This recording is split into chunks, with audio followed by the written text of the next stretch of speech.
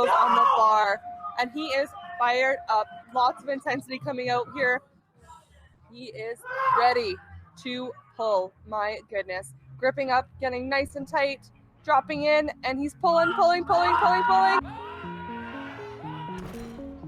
Just not there, losing his balance, but he looks like he is okay. And I know what, he gave it everything he had in that one. I started going to the gym in 2017 to burn off my freshman 15. While I was working at Sport Check, I bumped into an old friend from high school who also just started lifting. He convinced me to max out my deadlifts for the first time, and that was my first exposure into the world of powerlifting. I signed up for my first powerlifting meet, which was just a beginner meet with only a few lifters in it.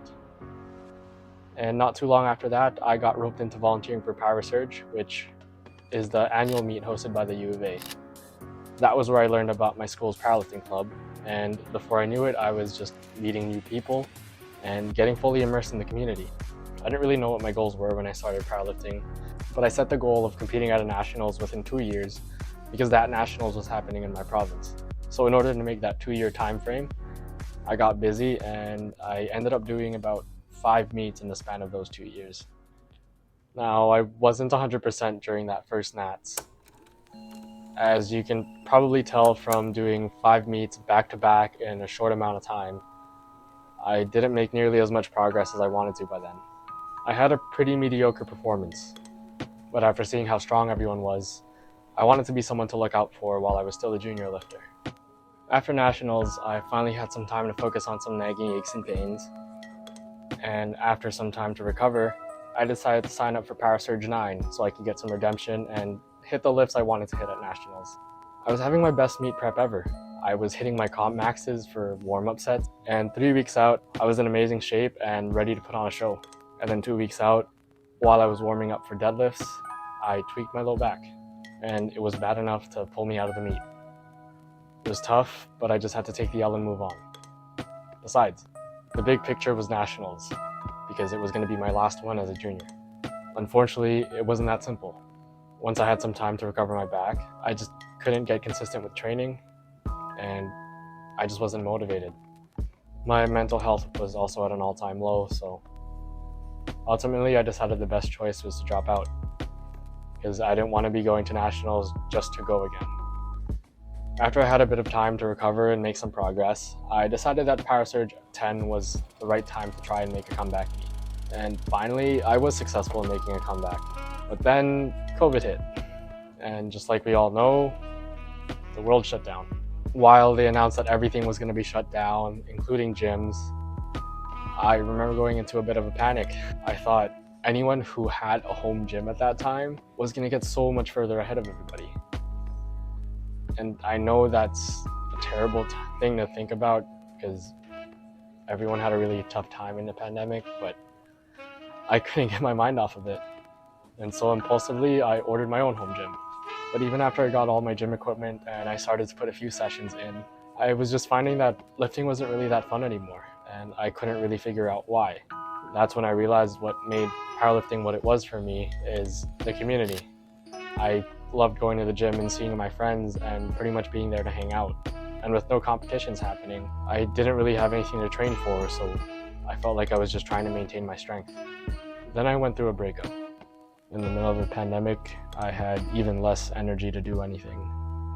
It wasn't until I got back to old hobbies like volleyball, snowboarding, and longboarding that I started to feel like myself again. I also decided to focus some more time into my grad studies, and with all of that happening, powerlifting just kind of took a backseat. Eventually, COVID restrictions started to be eased, and that meant returning to campus and returning to the powerlifting club. With another probs coming up, my coach also convinced me to sign up just so I could get some external training motivation, and it worked. I was starting to get back into it and get out of my training slump. Getting back to a powerlifting gym and being around the community reminded me why I fell in love with the sport in the first place. Seeing everyone else's progress made me hungry, and everything put together put me back into a consistent training routine. With training finally going well and me being able to stay healthy, I started to feel optimistic about training. And going into provincials, I felt like I had a lot to prove. So I set my sights on a podium spot. I fell short, but I was really excited to be competing again and to share a platform with some really strong people. Now for my next meet, I was at a crossroads. I could either do the next provincials and try to get some podium redemption, or I could do Westerns, which I hadn't done in years, but was also conveniently happening in my province. So I decided to do Westerns. I realized I wasn't going to make any crazy gains, but I still wanted to be better than I was at provincials. And me being the competitive person I was, as soon as the roster came out, I scouted everyone out and figured out who my competition was. I realized that I was going to be nowhere near the podium. So that kind of took some pressure off, and I decided to just have fun with training and go into the meet to genuinely do my best. And you know what? It not only ended up being the most fun I had on the platform in a really long time, I actually had my best meet ever. I smashed a few PRs, and powerlifting was starting to be fun again. And that brings us here. Doing another nationals feels like I'm going full circle with my powerlifting career. Except this time, I'm doing it a little better. Instead of doing 5 meets in the span of 2 years, I'm doing about 1 to 2 meets at most per year. So why do I want to make these videos?